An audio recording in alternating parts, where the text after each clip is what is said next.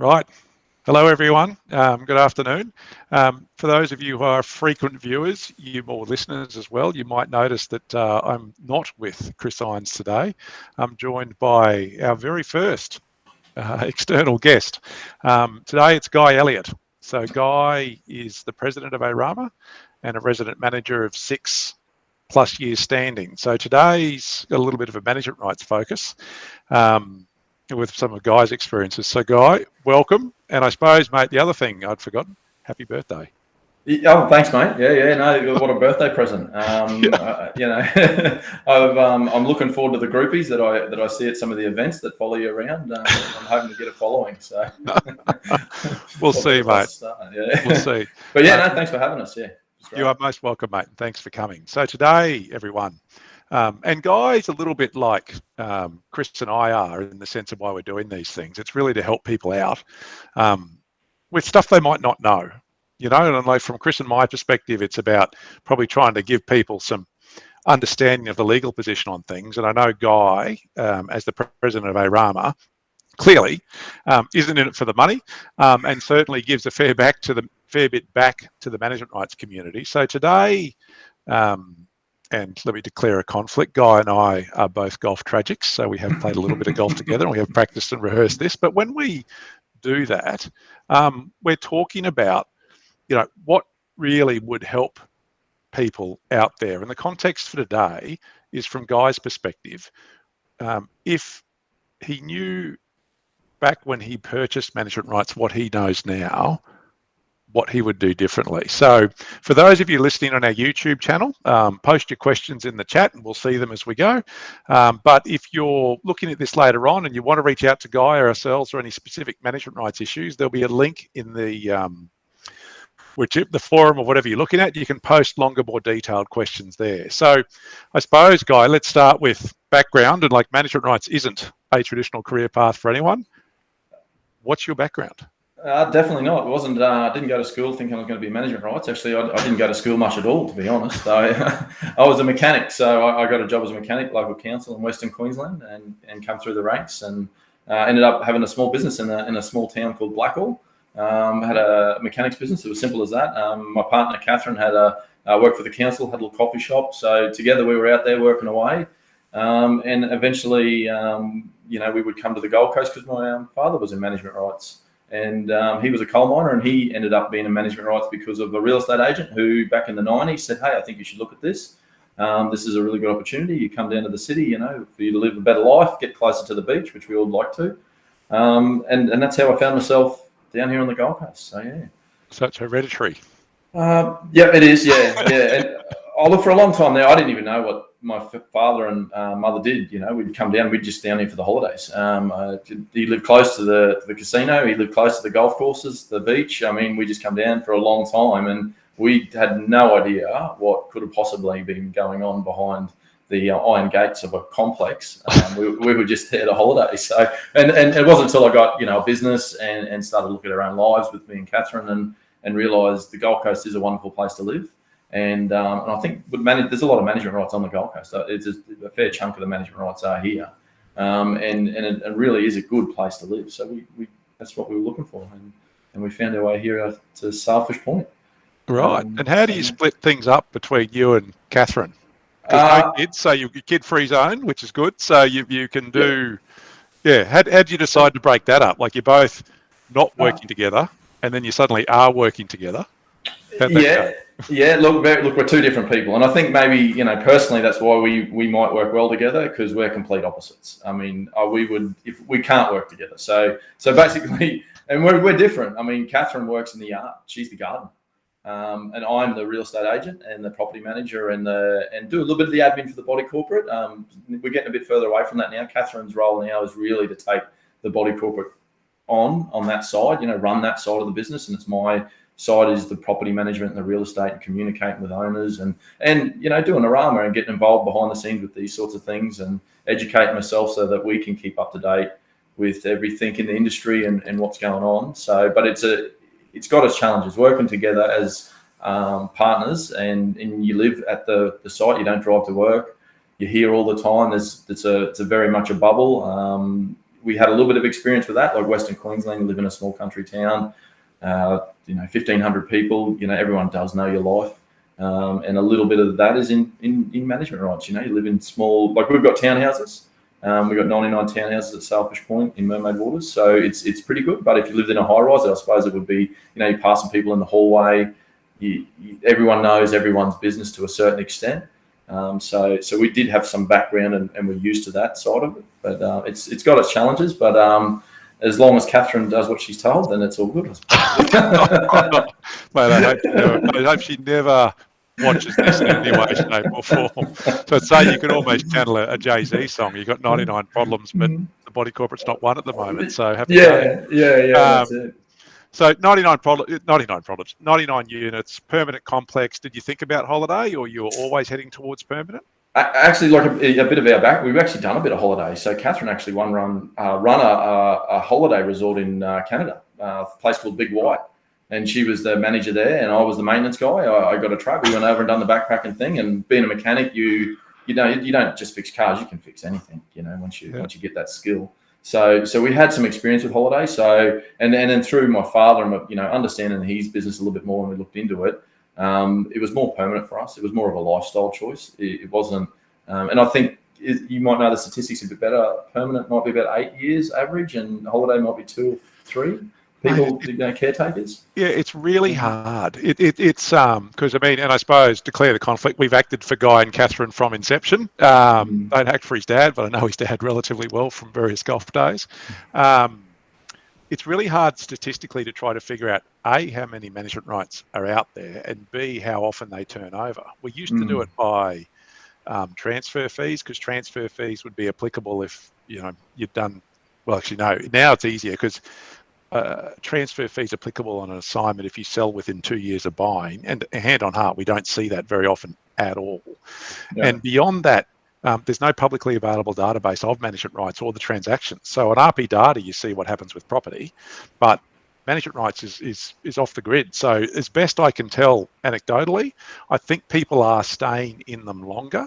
And I hope, and mate, I think you'd probably be the same, is it's because of things like this, where information's more readily available about what they actually are. Because if you're sold the go to the golf course, go to the beach dream, like that's not realistic, is it?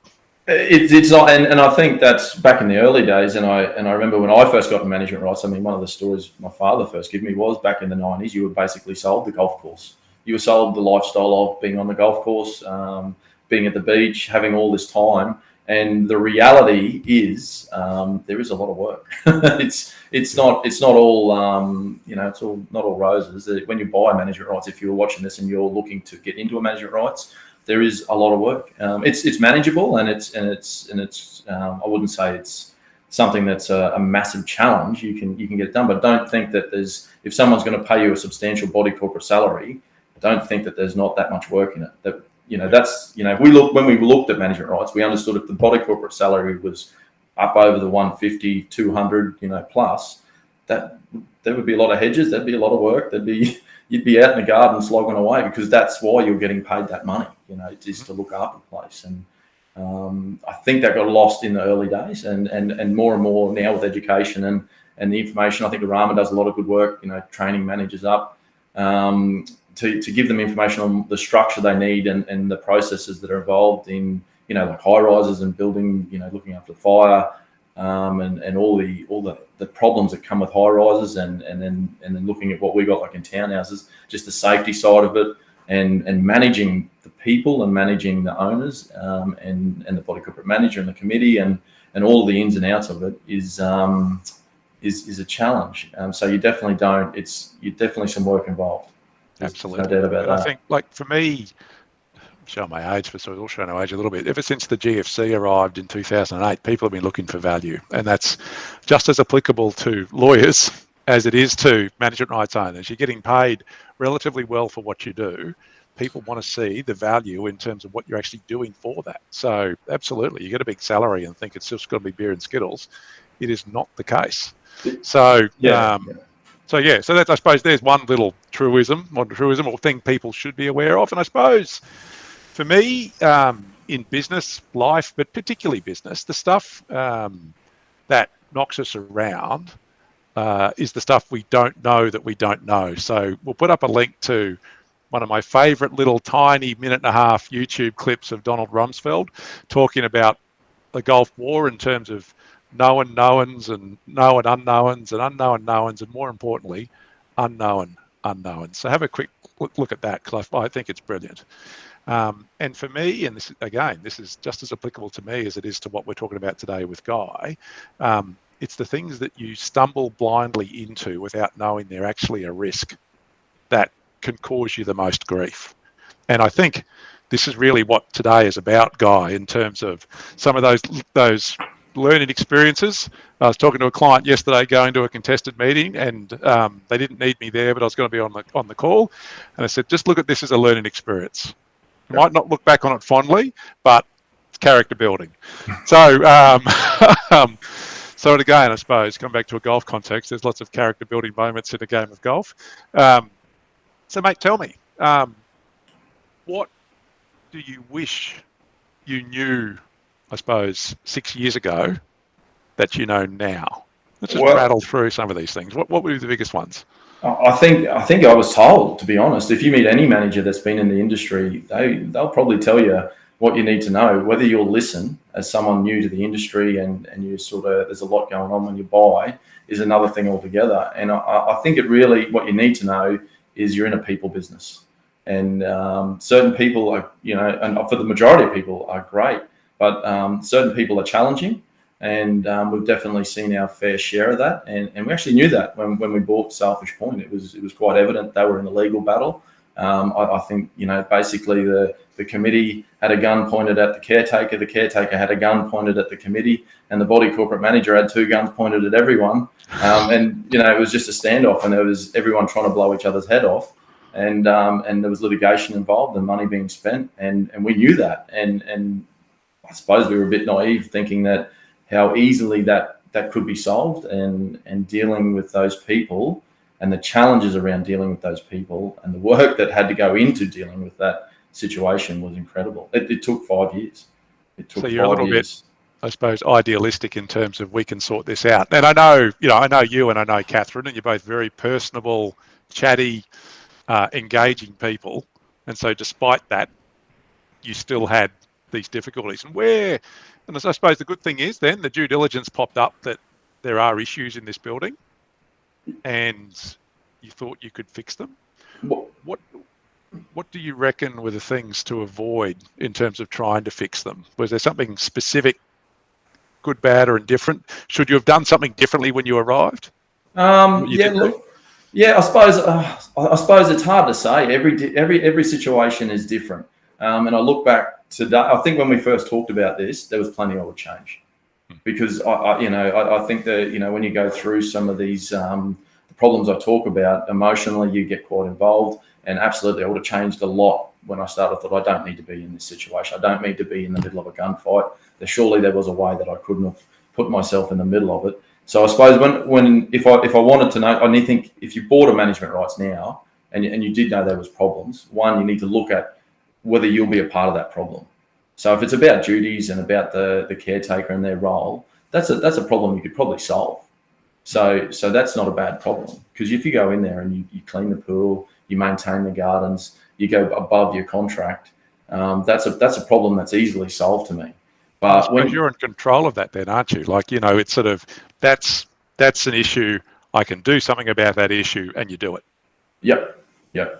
And where it's different though is when you want to change committee members. Let's say you want to go into a complex and you want to change committees. You maybe want to even change body corporate managers, or you want to get really entrenched in the day-to-day activity and things like owners maybe want, like at our scheme, and a certain owner wanted their own private boat pontoon jetty, and I didn't take that to task, but I took that motion on and educated my owners. And I didn't educate him in a way that I was trying to lobby for him, this owner, not to have this jetty. But I definitely made them aware, because it would impact the scheme, and thinking that this is the right thing to do. And essentially, to this day, we would still they would not. You'd come into the complex, they would not speak greatly of us, and that's what it comes back to, because of that one motion I didn't agree on. And I went to these owners and I shook their hand. I said, look, I understand you want this. I don't agree. I'm going to vote no. And what was happening before I come along, basically there was 13 votes at the AGM most years. Once I'd come along and communicated to a lot of the investors and a lot of the owners that live on site, the votes went up to the 50s, to the 60s, and they lost substantially. So they took that as a personal slight that I'd changed that perception and I was going out to actively, stop them. And I suppose I did. And I suppose if you were going to get into that, really, did I have to get involved? Probably not. I'd probably, it's not a good idea. And that started a fraction just then. I just started a fraction. That's just set off wheels in motion. And then the second thing I probably did is I joined a fraction. I said, okay, they're a fraction. And then there was another fraction in the complex. So I thought I would help that fraction to take control. So I joined that fraction. And then that fraction got against me. So now I've got two fractions against me. So, it ended up being a really big mess. And I mean, a lot of these weren't big problems. These were not problems. I mean, some of the stuff that we had, and I think I might have, I don't know how many conversations I've had with you over the years, but deep mulch was one of them. Danger. The mulch is too deep in the gardens. It should be 5 millimeters and not 50 millimeters. This is the sort of stuff that was, these are the sort of the things that were fought over. So yeah, I think, if you are new to the business, you really got to understand if you are going to get into a dispute, and sometimes you do need to do stuff, but understand the ramifications and a 5-year battle and the stress that comes with being in the middle of that is something I did not know, and I do now. I say to clients a lot of the time when they ring me, usually at the tail end of these things, because at that stage the horse is bolted. Tell me what's in it for you. So the argument that old mate's putting forward his pontoon and you don't think it should happen. If you're Frank, I reckon I should go lobby against these things. My question to you would have been, Guy, what's in it for you? And that's been not, I suppose, purely commercial, nothing with altruism. This is in a business sense. What's in that for you? And I suppose the answer would be? Nothing. Exactly. Well, actually, it's probably caused us pain. To this day, those owners it wouldn't matter if I was lobbying for something that was black and white, they would go against just because they can. Yeah. And it doesn't make sense, but that's just a part of it. And you're getting into people's lives. I mean, we've done a lot of good things where we had owners who had owners that had drug problems, and we literally had the complex locked down. We had police in here, we had dog squads in here with a certain owner, and he was a problematic owner, and we were able to remove that owner. We got involved in that, and we were able to start a process with the help of the body corporate manager and the committee, and remove that guy. And they spent 17 years trying to remove that guy. And a lot of good things were done, but there was a lot of things that I didn't need to get involved in. And that's definitely something I'd be mindful. Like, I mean, I suppose when you're new to management rights, you want to get in, you want to just, take the bull by the horns and start, just get involved. Just got to be careful about what you get involved in. Just like you said, should you get involved in this, or, the ramifications of what can happen from this dispute can be long-lasting, and definitely were. Yeah. Can you get involved? The answer's always got to be yes. And should you get involved? It's a slightly different question. So if you're going to do it, I suppose you've got to make a conscious decision, but recognise that in these things, and this is the bubble you're talking about, I suppose, Blackall in a relative sense, 1,500 people, it's sailfish, 99 units, I don't know, 2-3 people average per unit, maybe with families and stuff. You got 250, 300 people. It's not that vastly dissimilar from where you came from. Everyone knows what is going on with everyone else. And I think even worse in a sense in these strata communities is that everyone is emotionally involved in the place where they're living. In a business sense, again, people might or might not like what we're talking about today. If you don't like it, then you unsubscribe from Heinz. You never see me again. Happy days. In a community living sense, you're walking past them on the driveways at general meetings. You're engaged in the same community. So the moment you pick a side, you got to remember that side is picked and may stay that way forever. And it obviously has with you, hasn't it, mate? It has, yeah. But I suppose then that's the we picked that side, but what did we do and why are we successful is we did do our job. We do get people that do attack us and do have negative thoughts, negative comments, I suppose, and that was really hard to take for a long time. And I, you're from the country. It's not good to have someone in the town that essentially does not agree with you or does not like you. It's very uncomfortable. And I suppose that's how I've changed as a person. Is that's I'm more at comfort with I won't please everybody. So there that's is a going to change. be. That's a change to your personality. Yeah. Yep. Yeah, it has to be. If you want to be successful in management rights, I mean, you've got to understand that it's political, and the majority win, and basically you'll never ever turn up, and everyone will be 100% supportive. Especially if you've got 100 lots. If you've got more, then no, you've got no chance. There's always going to be a fraction, and they'll probably be the loudest. The small amount, the small minority will be against the motion, but it's a majority rule sort of society. So. Yep. That's the key. But yeah, don't take it personally, and try not to get involved in disputes you don't need to. No, is a good tip. Because I think, and I suppose to be fair, over the years, I've never had you ring me with an issue about performance of duties or defaults or anything like that. We've always been helping with things that aren't related to what you're doing for what you're getting paid. It's all this peripheral stuff. There's always been the conversations. Yeah, and I mean, look, I know, Heinz Legal and yourself, and we met you through stuff like this, going to these sort of days, and I think I always sort of, and I don't mean to embarrass you online or anything, but the difference for me was when I would contact you and talk to you about these things, and there's defamation is one that gets thrown around all the time.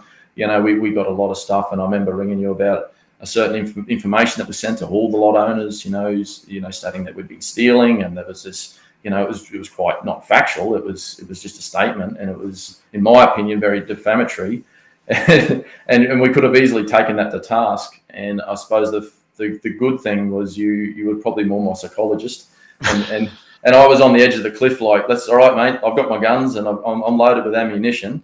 Let's head down and let's go to war. And I suppose you guys did a great job of talking me to a place where really wasn't the best option was to take these people on and litigate.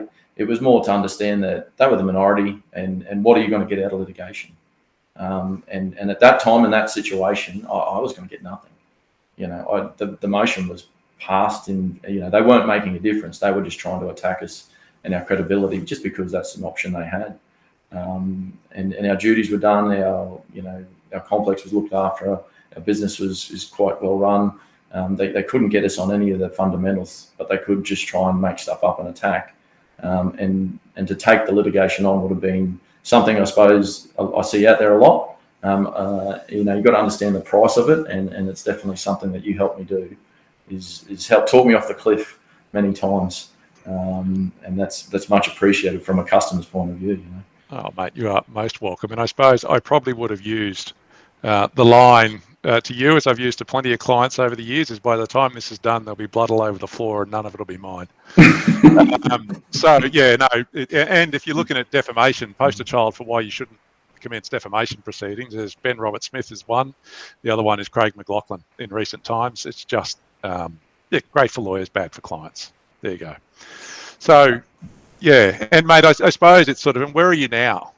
So you've been, and there has been some difficulties over the years in terms of these people more than anything else. Yep. Where's your complex headspace, all that sort of stuff now?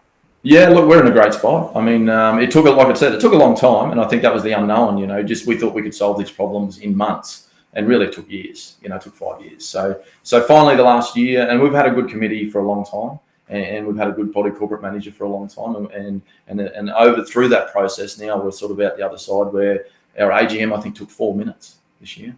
So. It was literally hours of there's been meetings where I've just left because of the abuse that was hurled across the table and the out of order that it had gotten to and the point that it gotten to. Now it's down to 4 minutes and I think technology's helped and COVID's helped with communication. And that's where we're at. It's we've got a functioning body corporate that works well, and now we can spend our time focusing on the complex and improving it. I mean, the thing you don't understand, if there's owners or if there's lot owners looking at this, and you have got disputes, and if you're going to attack the caretaker and bog him down with litigation, well, there's a fair chance that they don't have any extra time in their day.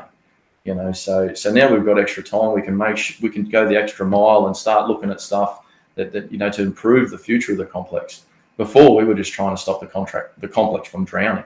You know, they were running out of money, and that was quite evident. And now we've got good funds in our sinking fund balance. You know, the place has been run well. Now it's time to, you know, look at things that need to be fixed and start that process. And that's a lot easier when you've got your body corporate manager, your committee, and your caretaker all on the same page.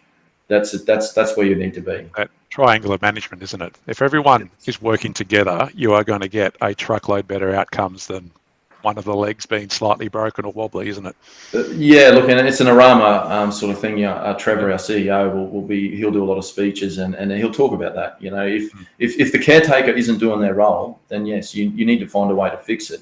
Litigation isn't the answer. You know, mediation is definitely the answer. And from a caretaker's point of view, you've got to give. You shouldn't have your contract out at the first meeting saying, "Oh, I'm only going to cut the trees to this height. I'm only going to pick up this many leaves for this many hours. I'm only going to do this." You know, there's a job to be done. If you do your job, that's you're solving your part of the puzzle. You know, the other part of the puzzle is owners and body corporate managers side of it. And the body corporate managers, honestly, they should get a medal for the amount of abuse and stuff that they get, because it's a really tough thing. I mean, they only hear from owners when they're disgruntled. And a lot of the times owners will ring up and have little information and little knowledge about what they're talking about and take them to task. And it's tough for them. You know, a body corporate manager has 40 so buildings on their books, maybe, you know, and owners need to understand this process in body corporate a bit better. And then committees, are, and I've heard you and Chris talk about it, and it's great education, but there's no requirement to be a committee member other than you're a lot owner. Unfortunately, in my opinion, and it might not be popular, but not all lot owners would be good on committees. You've got to be a good communicator. You've got to be able to mediate with the caretaker, the body corporate manager, and your other lot owners. And sometimes that involves following the law and litigation in small sense, but sometimes it's common sense. It's, you know, how can we solve this problem of this guy parking in the road, you know, in the wrong spot? Well, one of them is to go and have a chat to him. And most caretakers, if you approach them the right way, they will be happy to do that. It's not a part of their duties to go and take that on, and it's not, you know, not something that they have to do. But it's if you can communicate and work together. And there's situations where there's certain people where, like we've spoken about, I don't have a good relationship with. So it might be another member of the committee that does have a good relationship with them, and they can go and have a chat. And then if you've tried all of those avenues, then you might need to look at the bylaws and enforcing them. But, you know, litigation isn't the answer. You know, it's getting the guns out first. Absolute last resort, mate. Could not agree more. Yeah. You know, it just is all bad. So if you had one little golden bit of advice for someone looking to buy management rights, and watching this and thinking about, I'm wondering what this industry actually is, what would it be? Yeah, look, I think listen to the people that are in the industry and understand if you're buying a complex with disputes and with some you know, that one of those legs of the chair aren't there, solving that isn't going to happen easily. And the stress that comes with solving that is quite a lot. It's a very stressful job, something I knew nothing about, absolutely nothing. And dealing with challenging people, is the best way to put it, is extremely stressful. So it's not to put people off the industry. Look, we've talked a lot about the negative, and it's such a great industry, and 99% of the owners are fantastic. It's that 1%, and for us, what changed was that 1% moved on, they sold, and it changed our life. And so 1 out of 99 was the cause of all of your grief. They were the main cause. Yep. One person can do a lot of damage, and they can cause a lot of trouble. So yeah, look, just understand that it's stressful, but it's a rewarding business when you do get to the other end, and you get out and you see the light. So and learning to manage that along the way, because I think every business has its pitfalls, and I think that's the law is the same as management rights. And it's only when you get into it you start to realise what they are, unfortunately, and it's learning to deal with those. Because I don't think there's nothing out there that is risk-free or stress-free. It's a matter of understanding what those things are going to be, making those previously unknown unknowns known unknowns. You know it's potentially going to get, some idiot might come in and buy in and cause grief. And then it's a matter of arming yourself with, I suppose, the mechanisms to be able to deal with that. So certainly Chris and I have done a bucket load of webinars on those sort of things. So, mate, and there's half an hour, believe it or not. That is, So, ladies and gentlemen, what I would say is we'll do more than one of these because I think my personal view is Guy's gone really well. Sorry that I can't get to all the comments there from everyone. So, Therese Gwynn, thank you. Obviously, management rights owner. David, Perry, say if you don't have a letting agreement, you're not a caretaking service contractor. And the others, and Lynn, hello. And Sam, I won't deal with yours today because we've got to wrap it up, unfortunately. So if you haven't watched us before or you're new to this, remember it's 2:00 every Thursday. We do one of these. Guy will definitely be a repeat offender, assuming he's willing to come back and hasn't been too scared there. Won't invite Catherine just yet after we'll leave her out of this for the moment. So yeah, there'll be links as always afterwards. And ladies and gentlemen, thank you very much for joining us. And Guy, mate, thank you. Happy birthday. Thanks, mate. Thanks, mate. Have a good one.